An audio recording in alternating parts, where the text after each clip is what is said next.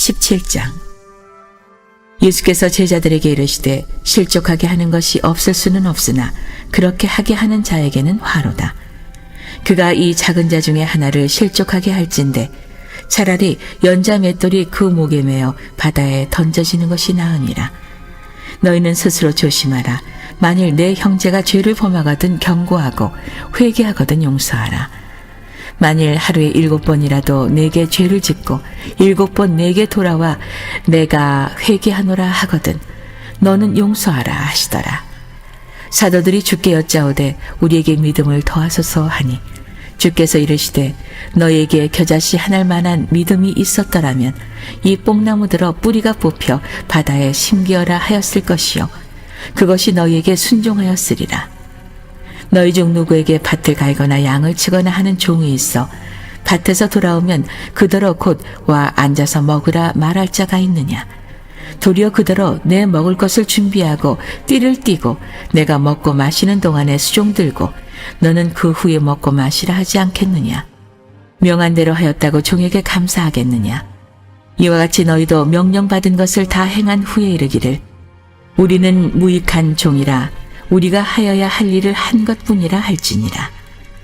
예수께서 예루살렘으로 가실 때 사마리아와 갈릴리 사이로 지나가시다가 한 마을에 들어가시니 나병 환자 10명이 예수를 만나 멀리 서서 소리를 높여 이르되 예수 선생님이여 우리를 불쌍히 여기소서 하거늘 보시고 이르시되 가서 제사장들에게 너희 몸을 보이라 하셨더니 그들이 가다가 깨끗함을 받은지라. 그 중에 한 사람이 자기가 나은 것을 보고 큰 소리로 하나님께 영광을 돌리며 돌아와 예수의 발 아래에 엎드려 감사하니 그는 사마리아 사람이라.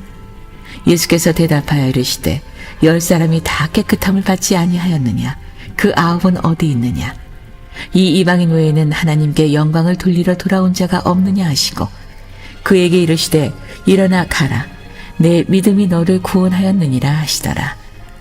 바리새인들이 하나님의 나라가 어느 때에 임하니까 묻거늘 예수께서 대답하여 이르시되 하나님의 나라는 볼 수 있게 임하는 것이 아니요 또 여기 있다 저기 있다고도 못하리니 하나님의 나라는 너희 안에 있느니라.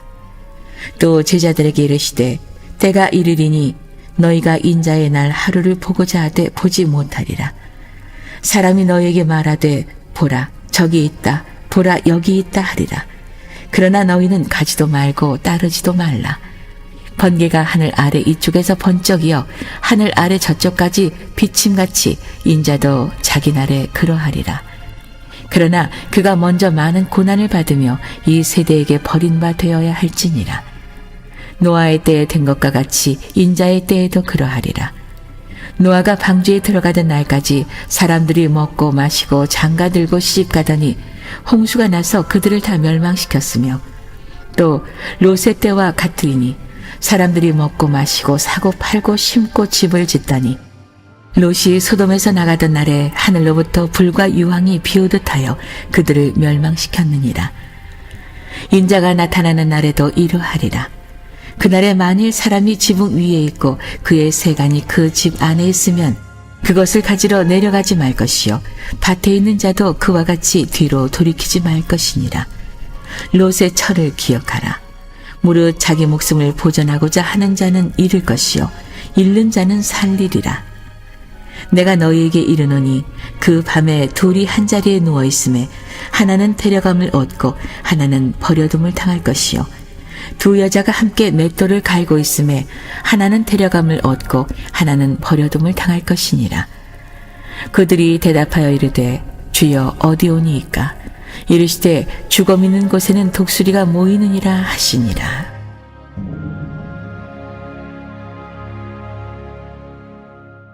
오늘도 이른 새벽에 하나님께 가까이 나온 여러분을 축복합니다. 우리가 무엇을 가까이 하며 사느냐는 참 중요해요. 하나님을 가까이 하는 사람에게는 하나님의 역사가 나타나는 거죠. 오늘도 이른 새벽 마음의 소원을 품고 하나님께 가까이 나왔으니 오늘 이 한 날이 하나님의 역사를 이루는 축복의 한 날이 될 줄로 믿습니다. 오늘 누가복음 17장 말씀, 많은 말씀이 이곳에 기록되어 있어요. 용서에 관한 말씀, 또 믿음에 관한 말씀, 그리고 나 한 자를 치유하는 말씀, 그리고 하나님의 나라에 관한 그런 말씀들이 기록되어 있는 걸 보게 돼요. 이 복음서를 묵상해 보면 참 주옥 같은 생명의 말씀들이 이곳에 다 담겨 있는 걸 보게 되죠. 오늘 이방인의 복음이라고 이렇게 불리워지는 이 누가복음 17장 앞에 우리가 자리하고 있는데, 오늘 이 시간에는 이 나병 환자를 치유하는 그런 이야기를 우리가 잠시 묵상하면서 유대인과 이방인의 차이가 뭘까라고 하는 사실을 한번 생각해 보기를 원해요. 이방인과 유대인의 차이, 그 차이를 주님께서 우리 가운데 나타내 보여주는 놀라운 생명의 말씀입니다. 자, 주님께서 사마리아와 갈릴리 사이로 이렇게 지나실 때에 10명의 나병 환자를 만나게 됩니다. 참, 이 만남이라고 하는 것이 정말 중요하구나라고 하는 것을 이 대목에서 우리가 알게 되죠. 누구를 만나느냐에 따라서 우리 운명이 달라지는 거예요. 그래서 학생들은 좋은 스승을 만나야 됩니다. 할렐루야. 또 우리가 인생을 살면서 좋은 벗을 만나는 것도 인생의 큰 축복이죠. 그렇죠? 또 믿음의 길을 걸어가면서 좋은 교회를 만나고 또 좋은 영적인 리더를 만나는 일, 대단히 중요한 일이죠. 할렐루야. 그러나 그것보다 더 중요한 일은 실제로 여러분이 영적으로, 인격적으로 주님을 만나는 일이에요. 할렐루야. 주님을 영적으로 또 인격적으로 체험한 사람들과 그렇지 않은 사람들의 신앙의 삶은 완전히 다르다는 거예요. 여러분 당시 얼마나 많은 이들이 주님 곁에 있었나요? 얼마나 많은 사람들이 주님을 만났나요? 그러나 그 사람들이 다 주님을 영적으로, 인격적으로 하나님의 아들이심을 체험한 건 아니잖아요. 그렇잖아요. 소수의 사람들만이 정말 주님이 하나님의 아들이심을 만나고 체험했단 말이에요. 그래서 그들의 인생이 바뀌고 그들의 삶이 변화되어진 것을 우리는 이 복음서를 통해서 읽게 돼요. 우리도 주님께 나온 수많은 무리들 중에 하나예요. 그러나 이 무리들 중에서 실제로 주님을 만나고 체험하는 그런 사람들이 있는가 하면 그렇지 않고 교회 뜰만 받는 이들도 우리 중에 허다하다라고 하는 사실이에요. 저는 말하기는 여러분이 하나님을 경험하는 삶, 실제로 주님을 경험하는 그런 영적인 삶이 여러분 안에 있게 되기를 간절히 바랍니다. 그래서 이 체험적인 신앙을 갖는 것이 너무너무 중요해요. 내가 체험하지 않으면요, 아무리 얘기를 해도요, 들려오지 않습니다. 그리고 내 안에는 자꾸 쓸데없는 의구심만 생겨요. 그래서 아무리 많은 말씀을 선포해도 그 말씀을 아멘으로 진심으로 받아들이고 고백하며 그 말씀대로 순종하지 않습니다. 왜냐하면 그 말씀을 실제로 체험해 보지 않았기 때문에 그 말씀을 믿지 않는 거예요. 저는 여러분이 믿지 않는 사람들이 아니라 믿는 사람들이 되고, 불순종하는 사람이 아니라 말씀에 순종하는 사람들이 되시길 간절히 바랍니다. 할렐루야. 그래야 역사가 나타나는 거예요. 그것은 이 만남을 통해서 이루어지게 되는데, 지금 이 10명의 나병 환자들이 운명 같은 만남을 갖게 돼요. 그렇죠? 주님을 만나게 된 거예요. 놀라운 사실은 이 10명의 나병 환자가 자신들에게 찾아온 이 기회를 놓치지 않았습니다. 그래서 그들이 그 주님을 만나서 주님께 목숨을 걸고 자기 인생의 문제를 내어놓고 해결해 달라는 거죠. 살려 달라는 거죠. 여러분 그 장면이 13절에 이렇게 나와요. 13절 함께 읽어봅니다. 소리를 높여 이르되 예수 선생님이여 우리를 불쌍히 여기소서 하거늘. 아멘. 여러분 이게 어떻게 보면은 간단한 것 같지만은 간단한 그런 장면은 아니에요. 당시 나병에 걸렸다고 하는 거, 이것은 사실은 희망을 포기하는 그런 삶의 자리에 던져진 겁니다. 더 이상 치유가 불가능한 거예요. 여러분 현대에도 치유가 불가능한 질병이 바로 이 나병인데 당시에 어떻겠는가? 그래서 그 사람들은 격리를 해서 당시 하나님의 저주를 받은 그런 최고의 끔찍한 질병이 나병이었단 말이에요. 그러니 한번 생각해 보세요. 여러분이 이런 질병에 걸려 있게 돼서 격리 조치를 받았고 그리고 신의 저주를 받은 상태라 이제는 누구도 치유함을 받지 못하고 결국은 그들이 다 죽어가는 거예요. 한 사람 나병으로 인해 살아난 사람이 없단 말이에요. 자, 그런 상황에 있다고 한다면 여러분은 그런 상황에서 과연 소리를 높여 우리를 불궁이하게 달라고 내 인생의 문제를 해결해 달라고 이렇게 강청하면서 주님께 매달릴 수 있을까요? 여러분 이게 쉬울 것 같지만 쉽지 않아요. 그 상황이 되면요 사람들이 다 어떻게 해요? 희망을 포기합니다. 기도도요 희망이 있는 사람들이 하는 거예요. 할렐루야. 여러분의 자녀에 대해서 희망이 있고 여러분이 섬기는 교회, 여러분의 가정, 여러분의 인생에 희망이 있는 사람이 새벽을 깨우며 나와서 기도하는 거죠. 문제가 없어서 기도하지 않는 게 아니에요. 문제는 다 있어요. 아마 이 자리에 계신 분보다 이 자리에 계시지 않은 분이 인생에 더 큰 문제들이 있을 거예요. 그러나 그 문제를 가지고 나오지 못하는 것은 그들이 주님께 희망을 발견하지 못했기 때문에 그런 거예요. 할렐루야. 여러분은 적어도 주님께 희망을 발견했던 사람들이고 체험했던 사람들이고 그리고 앞으로도 그 희망이 여러분의 삶의 자리 안에서 주님께 나와 기도하고 간구하면 희망의 문이 열릴 거라고 하는 여러분들이 그런 확신이 있기 때문에 나오신 거 아니에요? 할렐루야. 이게 쉬운 게 아니라고요. 이게 쉬운 게 아니라고. 특별히 이렇게 나병 환자와 같던 이런 인생에 정말 절망스러운 이런 상황에 처해지게 되면 여러분 희망의 에너지가 다 고갈되기 때문에 해봐야 소용도 없는 거예요. 그렇지 않겠어요? 그래서 주님께 나와서 이렇게 강청하면서 말이죠. 이러지 않아요. 그저 신세를 한탄하면서 말이죠. 불평하고 원망하면서 낙심하고 좌절하고 절망하면서 그냥 주저앉아 버릴 수도 있다는 거예요. 여러분 그렇다고 한다면 주님이 지나가도 아무 소용이 없는 거예요. 그런 사람들에게는. 그렇죠? 무슨 역사가 나타나겠어요? 구하지 않는데 어떻게 응답을 받겠어요? 여러분 언제나 이 진리는 이렇다니까요. 제가 오늘 새벽에 오면서도 제 안에 마음에 주님이 주시는 마음이 우리가 지금 사순절을 보내면서 사순절 생명사역을 하고 있잖아요. 할렐루야. 그러면서 쭉 계속 그런 마음들이 있어요. 이 단에 올라오면서도 그 마음을 계속 주는 거예요. 제 안에. 어떤 마음이냐면 품지 않는데 어떻게 생명을 탄생시킬 수 있을까? 그렇죠? 여인이 아이를 임신하지 않았는데 해산할 수 있나요? 있어요? 없어요? 없잖아요. 아니 아이를 해산하려면 먼저 뭘 해야 돼요? 그 아이를 품어야죠. 태중의 아이를 10개월을 품어야 그 아이가 아무리 고통스럽고 힘들고 어려워도 10개월 동안 아이를 품어야 때가 되면 그 아이를 해산하는 거죠. 가만히 보면 그래요. 그렇죠? 품지 않고 살아가는 사람에게 어떻게 생명이 살아날 수 있을까? 그런 적은 없다니까요. 이게 우리가 전도가 어렵다고 말하지만 전도가 어려운 게 아니고요. 내가 품지 않기 때문에 그런 거예요.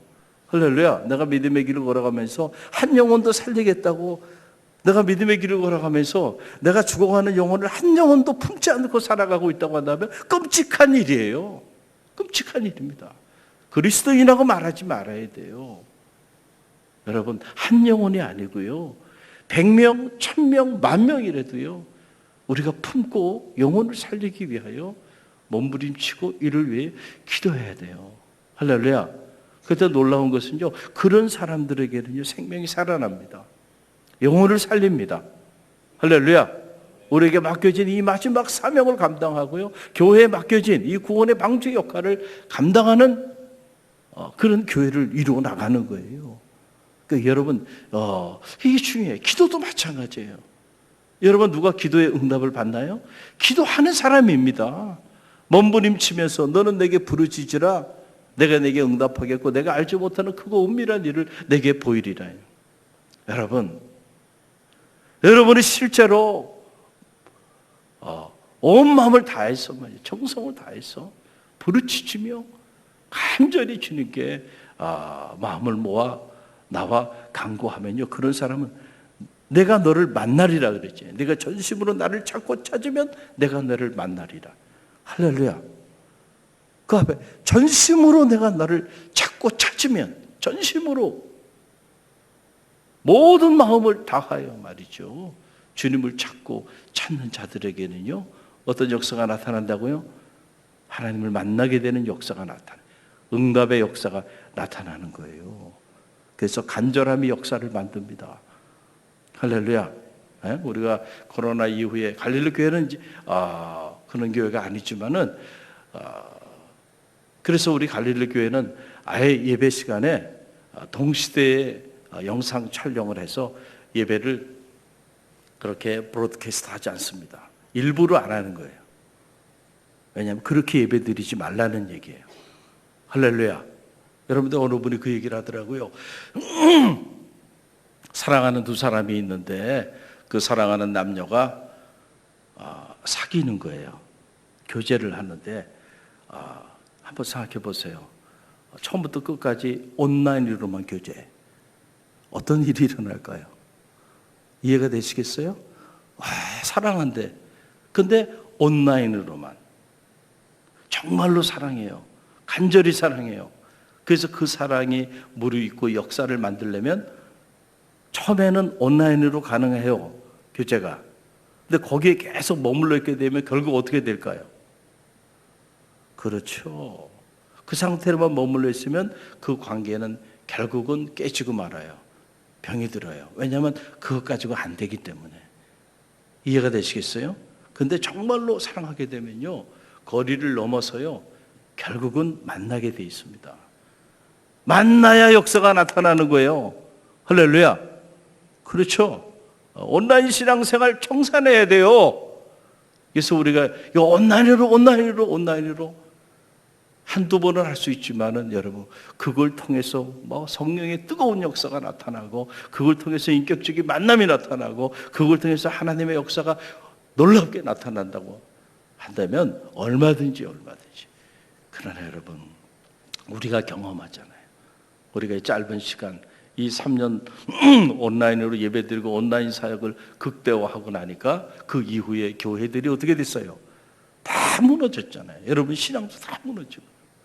그래서 우리는 동시간에 예배를 브로드캐스트 하지 않습니다. 현장에 와서 예배 드리라는 얘기예요. 전심을 다하여 하나님께 예배한다고 하는 게 뭐예요? 정성을 담아야죠. 할렐루야. 그럴 때 여러분, 역사들이 나타나는 거죠. 할렐루야. 이게 중요한 거예요. 기도도 그렇게 기도하는 자들에게는요, 역사가 나타나는 거예요. 새벽을 깨우고 40일을 작정하고 100일을 작정하고요. 여러분, 그리고 이른 새벽 미명에 말이죠, 주님의 성전에 나와서 눈물로 기도하는 사람하고 어떻게 여러분 그게 같겠어요? 이건 비교할 필요도 없는 거예요. 할렐루야. 전심으로 하나님 앞에 기도하는, 그것도 부족해가지고 어떤 이들은 금식을 결단하면서 식음을 전폐하고 말이죠, 그렇게 매달리는 거예요. 그런 자들에게 하나님의 역사는 나타납니다. 그래서 기도하는 자가 응답받는 거예요. 실제로 기도하지 않는데 어떻게 기도의 능력이 나타나겠어요? 그러니까 이런 분들은, 그 능력을 체험하지 못한 분들은 평생을 기도에 관한 메시지가 선포될 때마다 마음에 의구심을 가져요. 기도한다고 되나? 사업의 문제도, 자녀의 문제도, 내 인생의 문제도 기도한다고 되나? 그런 마음의 생각들을 가지고 평생을 신앙생활을 한다는, 끔찍한 일이죠. 저는 여러분이 그런 사람들이 아닌 사람들이 된 것 축하드립니다. 할렐루야. 기도하면 반드시 응답받습니다. 기도하는 자가 응답받는 거예요.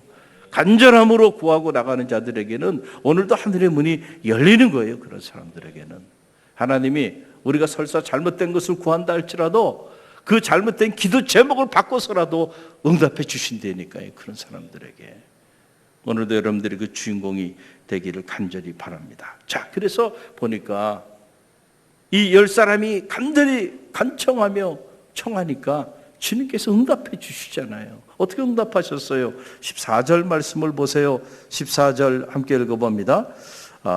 보시고 이르시되 가서 제사장들에게 너희 몸을 보이라 하셨더니 그들이 가다가 깨끗함을 받은지라. 아멘.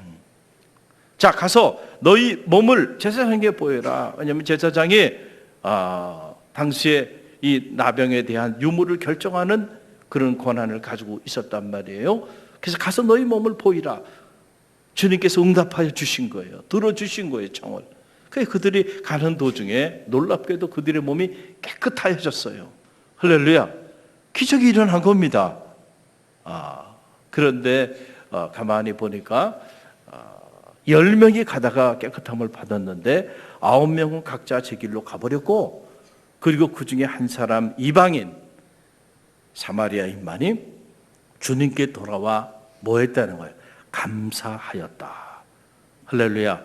여러분, 그 장면이 오늘 말씀에 기록되어 있는 것을 보게 되는데 16절로 18절 말씀이 그 말씀에 대한 기록이에요. 16절로 18절 함께 읽어봅니다. 예수의 발 아래 엎드려 감사하니 그는 사마리아 사람이라. 예수께서 대답하여 이르시되 10사람이 다 깨끗함을 받지 아니하였느냐? 그 9은 어디 있느냐? 이 이방인 외에는 하나님께 영광을 돌리러 돌아온 자가 없느냐 하시고. 아멘. 이 이방인 외에는, 그러니까 이게 무슨 말이에요?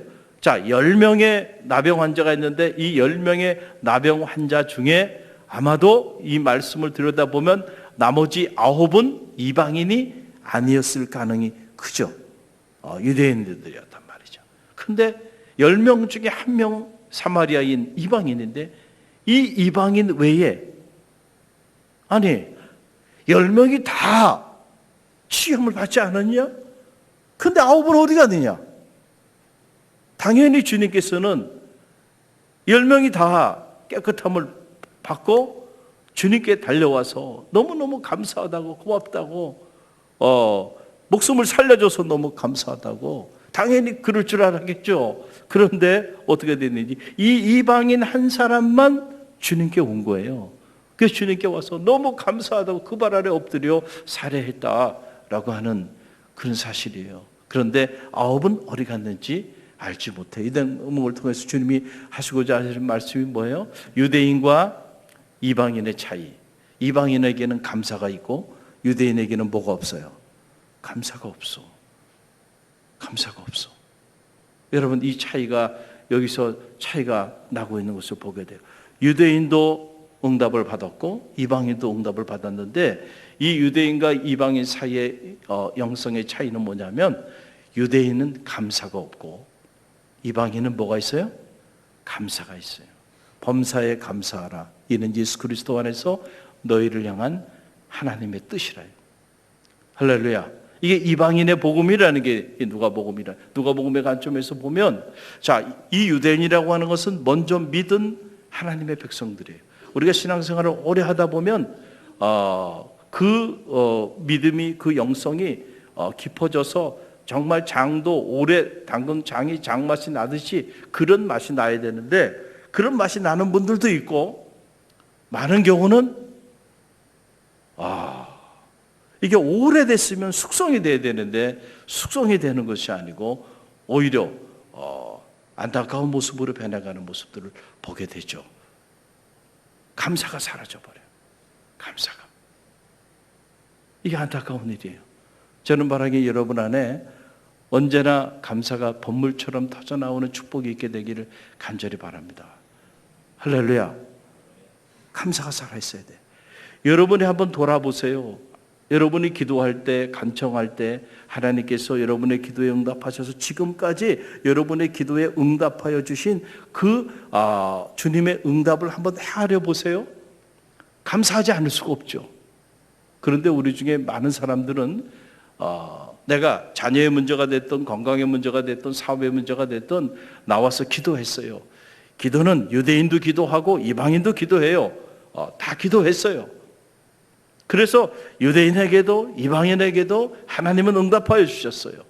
여러분에게도 다 응답해 줬단 말이죠. 그런데 많은 이들은 응답을 받고 난 다음에 그 순간에는 하나님이 기도에 응답해 주셨나 보다 감사해요. 그러나 그거는 찰나에 불과합니다. 그리고 금방 여러분의 생각은 어떻게 바뀌냐면 이미 응답받은 것에 대해서 당연하게 생각한단 말이죠. 그래서 뭐 어떻게 어떤 사람은 시간이 좀 지나면 뭐 어떻게 하다 보니까 된 거지 뭐. 어떻게 하다 보니까 우리 자녀가 결혼한 거고 어떻게 하다 보니까 아이 난 거지. 어떻게 하다 보니까 또 좋은 직장에 취업한 거고 어떻게 하다 보니까 대학도 진학한 거지. 다 나중에는 어떻게 하다 보니까로 바뀌어버립니다. 그래서 정작 응답받지 못한 성도의 삶처럼 살아간다니까요. 여러분이 셀 수 없이 많은 여러분의 기도에 응답을 받고 오늘 이 자리에 저와 여러분이 있어요. 할렐루야. 여러분들이 그것을 실제로 기억하고 있다고 한다면 여러분 절대로 불평하거나 원망하며 살 수 없을 겁니다. 늘 감사가 여러분 안에 본물처럼 터져 나올 거고 무엇보다 여러분이 믿음이 없는 삶을 살아갈 수가 없을 거예요. 아니 그런 체험들을 그런 응답을 받았는데 어떻게 여러분 믿음이 없는 삶을 살 수 있겠어요? 할렐루야. 그런데 우리가 때때로 보면 전혀 믿음이 없는 사람처럼 행동하고 말하고 그렇게 살아갈 때도 있고 너무 쉽게 작은 일에 좌절하거나 낙심하고 또 너무 쉽게 불평하고 원망하며 살아가요. 왜 그럴까요? 감사가 살아있지 않기 때문에 그래요. 그래서 흔히들 하는 말이 화장실 갈 때하고 화장실 나올 때가 다르다 그랬잖아요. 열심히 기도해서 응답을 다 받았어요. 응답 받고 난 다음에는요, 이 9명의 이 유대인들처럼 뒤도 보지 않고 각자 자기 길로 가버린단 말이죠. 근데 실제로 그래요. 실제로 그래요. 그래서 어떤 경우에는 응답 받는 게 두려워요. 저 문제 응답 받으면 저분 사라질 텐데. 응답 받고도요, 이 이방인처럼 자리를 지키고요. 응답 받고도 기도의 자리, 말씀의 자리 지키고 응답 받고도 감사의 자리를 지킬 수 있는 이 사마리안과 같은 영성이 여러분 가운데 있게 되기를 간절히 바랍니다. 여러분 이게 믿음이라는 거예요. 이게 믿음. 우리의 믿음이 어디까지 가 있는가라고 하는 사실인데 그러니까 이 사마리아인을 향하여 주님이 뭐라고 말씀하세요? 여러분 19절 말씀 함께 읽어봅니다. 그에게 이르시되 일어나 가라 내 믿음이 너를 구원하였느니라 하시니라. 아멘. 이게 뭐라고요? 이게 믿음이라는 거예요. 사마리아인의 이 행위가 바로 이게 진짜 믿음이라는 거예요. 할렐루야. 자, 우리가 우리 인생의 문제를 가지고 주님께 나와서 이 10명의 그 나병 환자들처럼 자기 문제를 해결해 달라고 기도할 수 있다니까요. 그러나 여러분의 믿음이 그 차원에만 머물러 있지 않게 되기를 간절히 바랍니다. 할렐루야. 어디까지 가야 될까요? 여러분의 그 기도가 응답이 됐을 때 주님께 나와 감사할 수 있는 그런 믿음에까지 여러분의 믿음이 이르게 되기를 간절히 바랍니다. 이게 무슨 말이냐면요, 여러분 이런 얘기예요. 사람과 사람 사이의 관계에도요, 내가 뭔가 필요한 게 있어. 그리고 어떤 사람이 여러분의 그 필요를 채워줄 수 있다고 생각을 하면 그 사람에게 날마다 찾아가서 도와달라고, 도움을 달라고 청할 수 있죠. 그 도와줬어요. 도와주고 나니까 뒤도 보지 않고 사라져버려. 그런 분들이 있어요, 없어요? 있죠. 그리고 도와준 사람하고는 아무런 인격적인 관계와 만남이 이루어지질 않아요. 자기 필요할 때는 찾아오는데 필요가 채워지면 사라져버리는. 여러분 이제 선거철이 됐잖아요. 선거철이 되면 평소에 얼굴도 보지 못하는 분들이 막 찾아오죠. 인사도 하고. 그리고 선거 딱 끝나고 나면 어떻게 해요? 뒤도 보지 않고 사라져요. 정말로 국민을 사랑하고 있는가? 아니요, 이용하는 거죠. 우리 신앙도 이룰 수 있어요. 주님과의 관계에 있어서. 여러분 부모도요, 자녀를 키워보지만은 자녀가요, 어떤 못된 자녀들은 부모를 이용하는 그런 자녀들이 있을 수도 있는 거예요. 부모가 자기에게 필요하다고 생각하면 그냥 부모를 그렇게 찾아오고, 근데 부모가 더 이상 도와줄 수 있는 그런 위치가 안 되면은 어떻게 해요? 뒤도 보지 않아요. 연락도 안 하고 찾아오지도 않아요. 그러니까 요즘 나이 드신 어르신들이 절대로 자신이 가지고 있는 재산이나 이런 거 돌아가기 전에 절대로 다 나눠주지 말라는 거 아니에요. 끔찍한 일이죠. 제가 대학에서 강의를 해봐도 한 학기 이렇게 강의를 해보면 딱 나눠집니다. 성적 매기기 전까지 학생들이 그냥 뭐 연락도 하고 뭐 교수님이 어떻고 막 그래요. 그리고 이제 채점 다 해가지고 성적 다 주고 학기 딱 끝나고 나면 말이죠. 언제 그랬는지 뒤도 보지 않고요. 연락도 한 번 하지 않고 싹 사라져버리는 친구들이 대부분이고, 그리고 그 중에 한 10%에서 15%는 다 끝났는데도 인격적으로 연락도 하고요. 찾아도 오고 그래요. 그러면 이 제자하고는 저하고의 관계는 스승과 제자의 관계가 어떻게 돼요? 유지가 되는 거예요. 관계가. 자, 영적으로도 마찬가지예요. 자, 나병을 치유함을 받았어요. 치유함 받고 나니까 뒤도 보지 않고 가버리는 거예요. 이제 자기는 이제 주님이 필요 없는 거예요. 그렇죠? 그러나 이 사마리아인은 치유함을 받았어요. 그런데 그 자기를 치유해 준 그 주님에 대한 그 감사가 가슴속에서 풀릴 듯 일어나서 주님을 찾아온 거예요. 할렐루야. 그럼 이 사마리아인과 주님의 관계는 어떤 관계가 될까요? 할렐루야. 이게 정말 인격적인 관계가 이 안에서 이루어지는 거죠.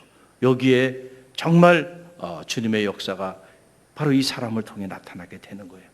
이 사람이 구원을 받게 되는 거예요. 할렐루야. 그래서 내 믿음이 너를 구원하였다. 이 말은 오늘 우리가 가져야 하는 믿음은 바로 이런 믿음에까지 이루어야 된다. 내 필요를 채우는 수단으로만 기도하지 말고요. 여러분의 그 기도가 주님께 실제로 그 기도의 응답을 받고 감사하며 주님과 인격적인 교제와 만남과 관계로까지 이어지는 그런 온전한 믿음을 가짐으로 여러분의 삶에 그냥 문제 하나 해결되는 게 아니라 여러분의 인생이 구원함을 받는 축복을 누리게 되기를 주님의 이름으로 간절히 축원드립니다.